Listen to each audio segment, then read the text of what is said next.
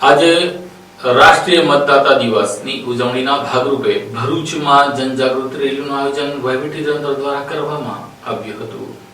ભરૂચ તાલુકા વહીવટી તંત્ર દ્વારા આજરોજ રાષ્ટ્રીય મતદાતા દિવસની ઉજવણી કરવામાં આવી હતી। રાષ્ટ્રીય મતદાતા દિવસની ઉજવણીના ભાગરૂપે જનજાગૃતિ રેલીનું આયોજન કરવામાં આવ્યું હતું। આ રેલી શહેરની જેપી કોલેજથી નીકળી એબીસી સર્કલ સુધી પહોંચી હતી, જેમાં કોલેજના વિદ્યાર્થીઓ અને નાગરિકો જોડાયા હતા। મેં ભારત હું સહિતના સૂત્રો સાથે લોકોમાં મતદાતા જાગૃતિ અંગેનો પ્રયાસ કરવામાં આવ્યો હતો। આ રેલીમાં ભરૂચના મામલતદાર માધવી મિસ્ત્રી સહિતના અધિકારીઓ, કર્મચારીઓ તેમજ કોલેજ પરિવાર જોડાયો હતો।